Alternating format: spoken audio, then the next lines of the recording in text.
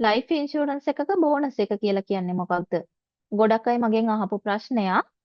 මම ඒක කොටේෂන් එකක් ආශ්‍රයෙන් පැහැදිලි කරන්න හිතුවා. මේ තියෙන්නේ ශ්‍රී ලංකා ඉන්ෂුරන්ස් එකේ දිවිතිලින කියන ප්ලෑන් එක. මම මේක හැදුවේ වයස අවුරුදු 30ක පුද්ගලයෙකුට අවුරුදු 21කින් අවසන් වෙන්න. ඒ කියන්නේ ඔහුට වයස අවුරුදු 51 දී අවසන් වෙන්න තමයි මම මේක හැදුවේ. ඔබට මෙතන පේනවා ඇති මෙන්න මෙතන මන්ත්ලි කියලා 10795ක මුදලක් තියෙනවා. මෙන්න මේ 10795 තමයි ඔහු මාස්පතා ගෙවන්න ඕන ගාණ. එතකොට අපි බැංකුවක නම් මේ රුපියල් 10795 දාපුවම ඒකට අදාළව පොලියක් හැදෙනවා. ඉන්ෂුරන්ස් වල හැදෙන්නේ පොලියක් නෙමෙයි බෝනස් එකක්. ඒ බෝනස් එක හැදෙන්නේ මේ දාපු රුපියල් 10000 ගාණට නෙමෙයි. ඔහුගේ සම් ඇෂෝර්ඩ් එකට. එතකොට සම් ඇෂෝර්ඩ් එක තියෙනවා ලක්ෂ 23. මෙන්න මේ ලක්ෂ 23ට තමයි බෝනස් එක එකතු වෙන්නේ. ඒක තමයි ඉන්ෂුරන්ස් වල තියෙන ලොකුම වාසිය.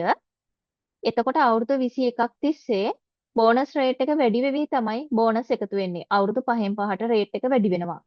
ඒ විදිහට අවුරුදු 21ක් තිස්සේ එකතු වෙන අවසාන බෝනස් එක තියෙනවා මෙතන ඉලස්ට්‍රේටඩ් බෝනස් එක්ස්පෙක්ටඩ් කියලා 41,86,000.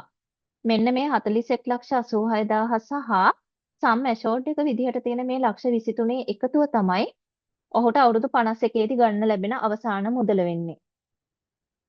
එතකොට ඔහු අවුරුදු 21ක් තිස්සේ ගෙවලා ඇති සම්පූර්ණ මුදල 10795 ගානේ මාස්පතා අවුරුදු 21ක් 27,20,340ක් ඔහු ගෙවලා තියෙනවා.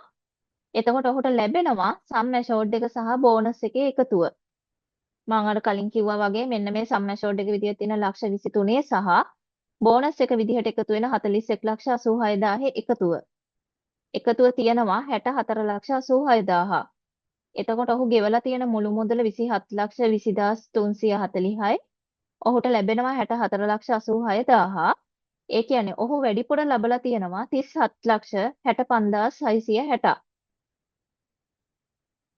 මේ තියෙන්නේ බෝනස් හැදෙන විදිහ. පළවෙනි අවුරුදු පහේ බෝනස් රේට් එක තමයි මේ තියෙන්නේ. සම් ඇෂෝර්ඩ් එක විදිහට තියෙන ලක්ෂ 23 1000න් බෙදලා 50න් ගුණ වෙනවා. එතකොට 1,15,000 ගානේ බෝනස් එකතු වෙනවා. ඊට පස්සේ දෙවෙනි අවුරුදු පහේ බෝනස් රේට් එක ඊට වැඩිය වැඩි. සම් ඇෂෝර්ඩ් එක විදිහට තියෙන ලක්ෂ 23 1000න් බෙදලා 65න් ගුණ වෙනවා. එතකොට 1,49,500 ගානේ බෝනස් එකතු වෙනවා. ඊට පස්සේ තුන්වෙනි අවුරුදු පහ සම් ඇෂෝර්ඩ් එක 1000න් බෙදලා 75න් ගුණ වෙනවා. 1,72,500 ගානේ බෝනස් එක එකතු වෙවි යනවා තුන්වෙනි අවුරුදු පහ.